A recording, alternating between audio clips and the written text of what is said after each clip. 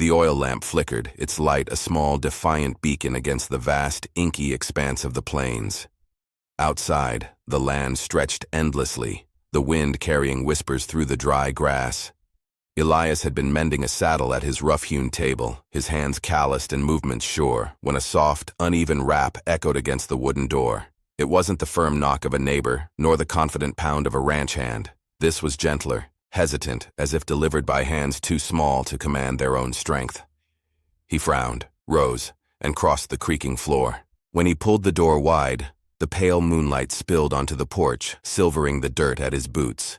There she stood, a little girl, barefoot, her simple frock frayed at the hem, her hair tangled from wind and a restless sleep. Her thin but determined arms cradled a bundle of cloth, from within which came the faint whimper of a newborn, a cry so fragile it seemed it might dissolve into the night if not held close. The girl's eyes, wide and dark, lifted to meet his. She swallowed, her voice breaking to a whisper. "Ma never came back last day," she said. "We're alone. My little brother is hungry." Elias felt a shift in his chest, something old and quiet stirring. He leaned down, studying the bundle. The baby's face was ruddy, a tiny mouth rooting against the swaddling. No more than 7 days in this world, a child carrying a child, standing before him in the dark. He said nothing at first, only stepped aside and motioned them in. The girl hesitated, fear etched in the set of her shoulders, her toes curling against the threshold, then carried her precious burden inside. The door closed behind them with a sigh, shutting out the restless night. The small cabin smelled of leather, smoke, and simmering stew. The fire in the hearth glowed steady, its warmth reaching toward the newcomers.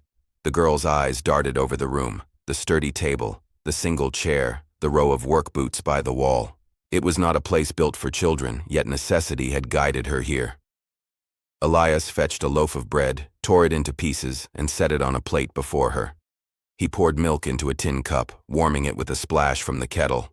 She sat carefully, still clutching the baby, and nibbled at the bread like a sparrow, testing the crumbs. Her gaze never left him, measuring each movement as if waiting for the harshness life had taught her might come. He softened his voice, testing its gentle weight. "What's your name, little one?" The girl shook her head, her chin lifted, stubborn, yet trembling. Ma had told her not to tell strangers. A corner of Elias's mouth lifted, not quite a smile, but close. "Fair enough." The baby fussed louder, tiny fists flailing against the cloth. Elias frowned, unsure. He had raised cattle, mended horses, buried kin. A child no larger than his forearm was new territory. Still, he poured the warmed milk into a clean cloth strip and offered it to her. She pressed it to the baby's lips. The tiny mouth latched, sucking greedily. Relief shivered across her face. She glanced up at him, her voice thin as the wind. "He'll be quiet now." For a while, the only sounds were the pop of firewood and the soft sucking of the newborn. Elias returned to his chair, hands folded, his eyes on the 2 small figures at his table. He thought of his own long, empty nights, the silence he had grown used to wearing like a coat. Yet here the silence was broken by small breaths, fragile but fierce, demanding to be heard. He cleared his throat. "Where's your place?" The girl's lips trembled. "Other side of town, but I waited. She never came back. I walked till I saw your lamp." The words sank heavy. He did not ask more, whether her mother had left by choice or by misfortune. He had known enough sorrow not to press a child for its grim details. Instead, he studied her, bare arms, goose-pimpled, feet dirt-streaked, eyes older than her years. A child ought not carry such weight, yet here she was, bearing more than many men. He rose, fetched an old quilt from his trunk, and draped it around her shoulders. She stiffened at the touch, then slowly softened, clutching the cloth as though it were armor. The baby sighed, milk-drunk, settling against her chest. Elias spoke then, his voice low, as though the night itself were listening.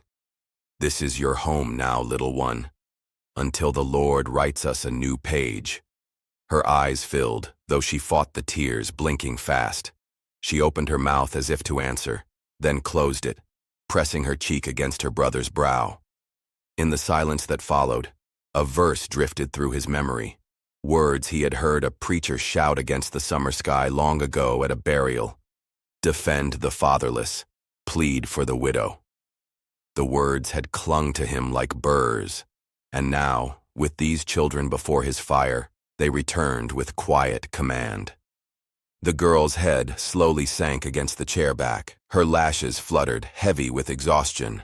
The baby slept too, mouth slack, breath shallow. The quilt slid around them like a cocoon. Elias watched, the weight of choice settling in his bones. Outside, coyotes called, and the prairie wind swept against the cabin walls. He reached to trim the lamp wick, the light steadying against the dark. For the first time in years, the room felt less hollow. Yet the question rose sharp as a spur. If their mother never returned, was he now father, guardian, stranger, turned kin? He leaned against the table, calloused hands curled. The children slept, trusting a man they did not know. The night deepened, shadows thick along the rafters, and in that silence, Elias felt it. Life had changed course, and nothing would return to how it had been. Double asterisk. Morning light poured through the cracks in the shutters, painting thin gold lines across the wooden floor. Elias stirred from his cot, half expecting the silence of his usual days. Instead, he heard the faint murmur of a child's voice, humming off-key, soft as a breeze through dry grass. He rose and found the girl crouched by the hearth, the quilt still draped around her shoulders, her baby brother nestled in her lap. The fire had burned low, but she had fed its embers with twigs from the box, keeping the warmth alive through the night. He paused, watching. She rocked gently, whispering words he couldn't catch, some lullaby likely borrowed from her ma. Her eyes lifted when she noticed him. Weary but steady, he poured water from the bucket, splashed his face, and let the silence linger until the baby gave a fretful cry. Then he crossed the room, fetched milk, and began the awkward ritual he had half-mastered, warming it, dipping cloth, steadying the newborn's restless mouth. The girl's lips curved, almost a smile, as if to say she'd not expected him to know the trick. They ate together, bread dipped in broth, though she ate slow as though food was something to ration. He nudged more toward her. "You'll need strength," he said, his voice even. She glanced down, cheeks coloring, then took another bite without speaking. The days shaped themselves into a rhythm, rough-hewn but steady. He worked the ranch, mending fences, tending stock, while the girl kept near, carrying the baby wherever she went. Sometimes she trailed after him into the yard, balancing awkwardly on bare feet, her brother against her hip. He tried once to tell her she needn't follow, but her stubborn look silenced him. She carried on, and he found he didn't mind. Neighbors began to notice. One afternoon, a man from down the road reined in at the fence, spitting tobacco juice into the dirt. "Heard tell you've taken in strays," he said, squinting toward the girl in the yard. Elias straightened, his hat pulled low against the sun. "Not strays," he answered. The man's laugh was dry as sand. "Children without a mother. Call it what it is. You'll ruin yourself playing nurse." Elias's jaw tightened, but he kept his voice calm. "Burden feels more like a blessing I wasn't expecting." The man shook his head, muttered something about foolishness, and rode on. The girl, who had been listening, stared at the ground, shoulders tense. That evening, she asked in a whisper, "Are we really blessings?" He set down his knife, looked at her squarely. "A house without laughter is empty. You've filled mine." Her small chest lifted as if some unseen stone had been taken from it. That night, she hummed louder, and the baby cooed as though seconding the truth of it. Still, the adjustment was not seamless. Elias's hands, built for reins and rope, fumbled with swaddles, and the baby often cried into the night. Once, in weariness, he muttered a curse under his breath, startling the girl. She stiffened, clutching her brother as if to shield him. Regret cut sharp through him, and he crouched low. "I won't let anger reach you," he said. His words, halting but true, settled her trembling. As the weeks passed, she began to test the space around her. She touched the books on his shelf, traced her finger along the worn scriptures, asked questions about the pictures in the margins. He answered as best he could, though his voice lacked the polish of preachers. At the table, she grew bolder, speaking of small memories. How her ma used to braid her hair. How the baby smelled of wildflowers after a bath. She never spoke of the day her ma left, and he never asked. There were moments, too, when trust appeared in gestures more than words. She began leaving the baby in his arms for short spells, darting outside to fetch wood or gather eggs. At first, her glance lingered at the doorway, fear of return heavy in her eyes, but each time she came back to find him steady, rocking the child with a patience he had not known he possessed. Slowly, the fear receded. One evening, as the sky burned red and purple, she leaned her head against the porch post, baby asleep in her arms. Elias sat beside her, boots dusty, hat tilted low. She spoke without looking at him. "You're not like other men." He said nothing, only watched the horizon, but inside, the words lodged deep, unsettling something long dormant. Double asterisk. Sunday came, and with it the stir of town. He hitched the wagon, drove them to the small clapboard church. Whispers followed them up the steps, sharp as briars. Alara Jenkins clucked her tongue. Another woman murmured, "Shameful parading bastards." The girl's hand slipped into his, small but urgent. He let it stay. The preacher's sermon carried across the pews, his voice booming. "The merciful shall obtain mercy." Elias let the words sink, felt the child's hand tighten in his own. In that moment, he thought mercy was not lofty, not distant, but sitting right beside him with bare feet swinging above the floorboards. After service, the whispers swelled. Some offered pity, others suspicion. He answered none of it. The girl's head lifted higher, shoulders back. In her eyes flickered the fragile beginnings of trust, not yet solid, but growing. That night, when they returned, she placed her brother into his arms without being asked. He rocked the child slow, the firelight painting his face in warm gold. She watched him, lips parting as though she might speak, but instead she laid her head against the table and drifted to sleep, the faintest smile softening her features. Elias looked down at the baby, at the girl slumped in weariness, and felt a weight settle heavier than before. He had opened his door for one night, yet each passing day stitched them tighter into the fabric of his life. He whispered to the quiet room, as though answering a question not yet spoken. "If their mother does not return, I reckon I already know the choice." The fire cracked, and the newborn stirred. The girl sighed in her sleep, and Elias, staring into the shadows, realized that choice might arrive sooner than he was ready for. The month passed in slow, deliberate days, each one binding them together more firmly than the last. The girl no longer flinched at every sudden sound, nor did she guard her brother's swaddled body so fiercely from Elias's touch. Now she set him in his arms willingly, her eyes watchful but not afraid, as though measuring how much of her trust he had earned. Elias handled the baby with the same care he gave a skittish colt, steady, patient, never hurried. The girl began to hum at his side while he worked. Her voice was thin but carried warmth, a sound that stitched itself into the rhythm of the ranch. She would place wildflowers in an old jar on the table or leave smooth stones she had collected on the porch rail, small offerings of belonging. He did not remark on them, but he left the jar where it stood and the stones in their row, as if acknowledging the quiet claim she was laying upon his home. One evening, as dusk fell, they walked back from the barn together.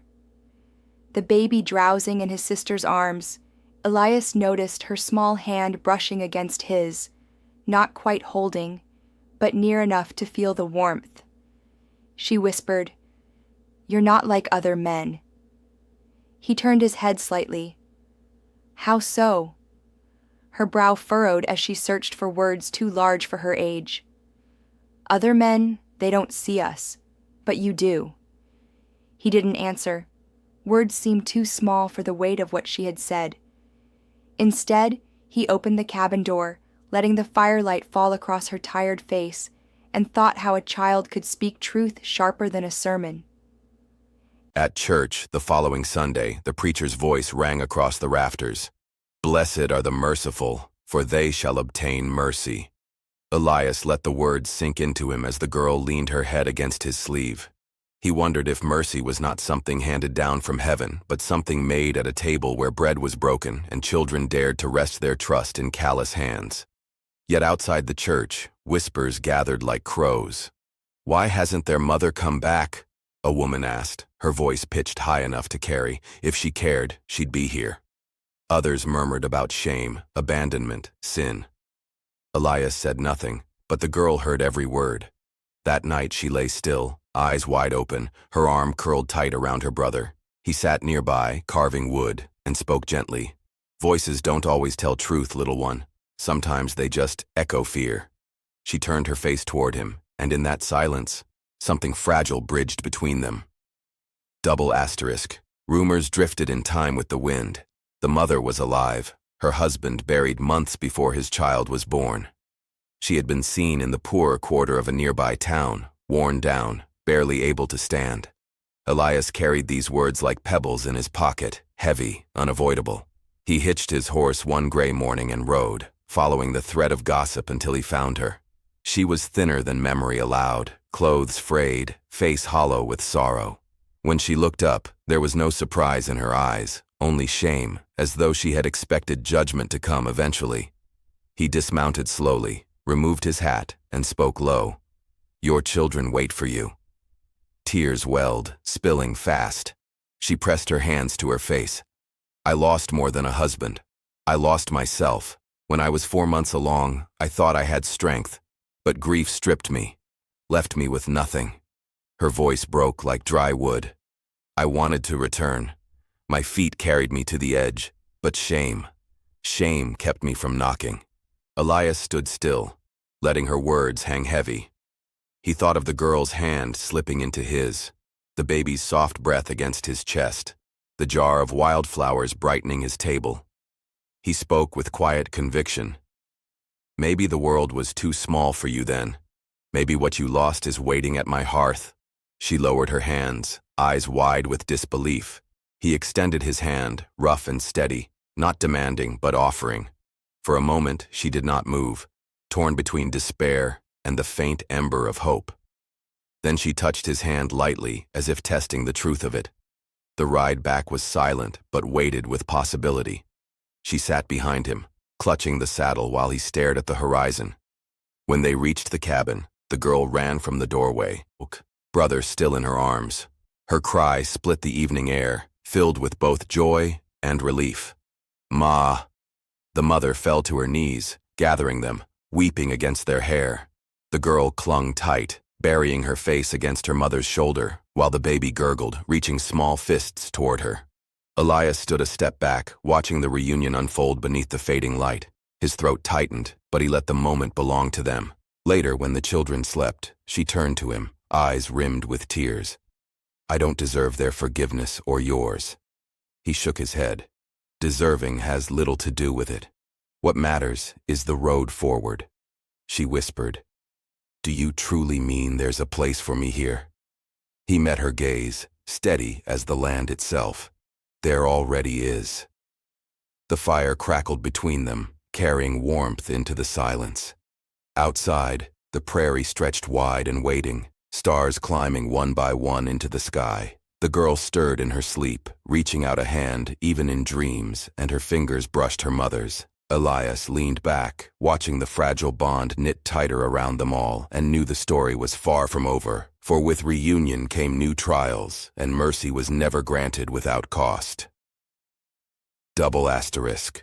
The cabin breathed differently after her return. Where once it had been a place of quiet ritual, bread broken, fences mended, fire tended, it now pulsed with the awkwardness of reunion. The girl clung to her mother at every turn, her small hand never far from the worn fabric of her dress. The baby, too, sought her scent, curling toward her chest with instinctive need. The mother's face glowed with both joy and guilt, every smile shadowed by the memory of her absence. Elias gave them space, stepping aside as though the walls of his own home belonged more rightly to them than to him. He watched her move about the room, hesitant at first, then with growing ease. She stirred beans over the fire, her movements slow but sure, and hummed the same lullaby he had once heard the girl whisper in the dark. For the first time, the cabin seemed to answer with a warmth, not just of flame, but of presence. Yet beyond those walls, the prairie carried rumors like dry leaves. In town, tongues wagged. She was a woman who had abandoned her children, unfit for grace. At church, stares lingered longer than prayers. Elias bore it silently, but he saw the mother flinch under the weight of every glance. One neighbor, bold in cruelty, muttered as they passed, "Some stains never wash clean." That night, by the firelight, she sat hunched, hands trembling in her lap. Elias, carving wood at the table, spoke without lifting his eyes. "No woman should carry shame for falling weary. Dust rises, but it settles. So do we." Her gaze lifted, voice fragile. "Do you mean this home can hold me too? Not just them?" He set the carving knife down, meeting her eyes. "It already does." Her shoulders shook with silent tears. She turned away, though the girl, half asleep on the rug, reached out and pressed her small fingers over her mother's knee, anchoring her in place. Slowly, evenings found a rhythm. She joined in chores, mending shirts, tending hens, her hands remembering what survival demanded. At the table, she would sometimes glance across at Elias, a look quick as lightning, gone before it could be measured. He noticed, though he pretended not to. The children noticed too, giggling at small things, like how the baby quieted faster in his arms than hers, or how the girl would tug at her mother's sleeve and whisper, "He's not so scary, is he?" Still, the judgments of the outside world pressed hard. On market day, whispers followed them like shadows. "He took her in. Fool rancher, she's milking his kindness." A boy jeered, and the girl stiffened, ready to defend her mother, but Elias laid a steady hand on her shoulder. His silence was stronger than any retort. The mother, however, felt each word pierce. One night, when the wind beat against the shutters, she broke at last. "They look at me as if I'm already buried," she whispered, her voice raw. "Like I should have stayed gone." Elias's reply was simple. "Then don't look at them. Look here." Her eyes flickered toward the table where the children slept in a tangle of limbs, a quilt slipping. She watched their chests rise and fall, the simple grace of their breathing, and something softened inside her. "They deserve better," she said. "They deserve you," he countered. "And you deserve peace." Her lips parted as if to protest, but no words came. Instead, she sat back, hands pressed to her face, letting the firelight blur her tears. As the days lengthened, so too did their ease together. She began to laugh again, short, surprised bursts when the girl told stories or when Elias, uncharacteristically clumsy, spilled water at the pump. He found himself watching that laughter, memorizing it as though it were rarer than rainfall. One evening after supper, the girl set her baby brother in Elias's arms and turned to her mother with an innocent smile. "See, Ma?" He makes him laugh. The baby gurgled on cue, tiny fists batting at the air. The mother's eyes lingered on the sight longer than she meant to. She whispered almost to herself, "I thought I had no place left in this world." Elias looked down at the baby, then back at her, his voice steady. "Maybe the world was too small. Maybe the place you lost is right here." Her breath caught. The fire snapped, sending sparks up the chimney. The girl leaned against her mother's side, eyelids heavy, while Elias rocked the baby in a calm rhythm. Outside, the night stretched vast and star-studded, close to the cabin walls. The mother lowered her gaze, but the question hung between them, whether she could accept the grace being offered, whether love could grow in soil so hardened by sorrow. And as the baby's laugh filled the small room, soft yet certain, she realized the answer might already be waiting. Winter crept softly across the plains, white frost etching the fence rails, smoke rising in steady ribbons from the cabin chimney. Inside, warmth glowed from fire and candle, the little home stitched together by months of shared breath and broken silence. The girl's laughter had become as common as the wind at the door. The baby, stronger now, filled the nights with cries and giggles, and his mother moved with a steadier step, though her eyes still held shadows. Elias kept his hands busy, mending, carving, tending, but something unspoken lingered in every glance across the table. One evening, the preacher arrived unannounced, his coat dusted with snow. He took off his hat, his eyes kind but sharp, and said plainly, "Folks can whisper all they want, but a home is built stronger with vows. If you mean to keep her here, you should say it before God." The words hung heavy, yet they settled like truth. Elias did not argue. The woman lowered her gaze, cheeks flushed, torn between shame and longing. That night, when the children slept, he spoke to her by the fire. His voice was low, almost shy. "We've made a life already. Maybe it's time to give it a name." Her breath caught. "And if I fail again?" He looked at her steady, no judgment in his eyes. "Then we'll fail together. But I reckon mercy leaves room for second chances." The wedding was not grand. No lace, no fine pews, no crowd of well-wishers. It was a candlelight room, a preacher's voice, and 2 children half asleep under a quilt. Elias stood straight in his best shirt, boots polished but scarred. The woman wore her one decent dress, mended at the hem, her hair pinned simply. Yet in the glow of flame she looked like something rare, not because of silk or jewels, but because she stood with courage, where once she had only shame. The preacher's words rang deep. "Love covereth a multitude of sins." He spoke of covenant, of steadiness, of a house not built by timber alone. When he asked her if she would remain, her voice trembled but did not break. "I will." When he turned to Elias, his answer was firm, quiet as a vow carved in stone. "I will." The children stirred, blinking at the sight. The girl sat up, whispering, "Are we a family now?" Her mother pulled her close, tears falling as she kissed her brow. "Yes, my darling, we always were. Now the world will know it." The days after held sweetness, but also trial. Just a week into their new union, the baby fell ill. Fever burned his small body, his cries weak, his chest rattling with every breath. Panic rose sharp in the girl's eyes. She clutched her mother's arm, begging, "Don't let him go, Ma." The woman nearly broke, rocking him with frantic hands. But it was Elias who steadied them both. Through long nights he held the child against his chest, walking the floor while murmuring prayers half-remembered from his youth. The mother knelt at his side, whispering verses through tears. "Surely, with hardship comes ease," she repeated, an old saying once shared by her husband, now spoken like a plea to heaven. Together they waited hour after hour until at last the fever broke. The baby's breathing eased and dawn painted pale gold across the window. Relief shook through them like a storm passing. When the baby laughed weakly that morning, the girl clapped her hands, tears bright on her cheeks. The mother leaned into Elias, her body trembling, and whispered, "You carried us through." He shook his head. "We carried each other." That evening, when the chores were done and the children slept, he stepped outside and hung a wind chime he had carved from scraps of wood and polished bone. It caught the faintest breeze, sending soft notes across the porch, a song stitched from patience and promise. She stood in the doorway, watching, her eyes wet. "What does it mean?" she asked. He touched the chime lightly, listening to its sound.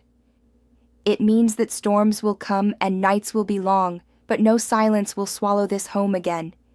Each note is a vow. I'll be here." She came to him, slipping her hand into his. No crowd bore witness. No applause followed, only the quiet rustle of prairie grass and the steady cry of the wind. Yet in that moment, the world felt remade.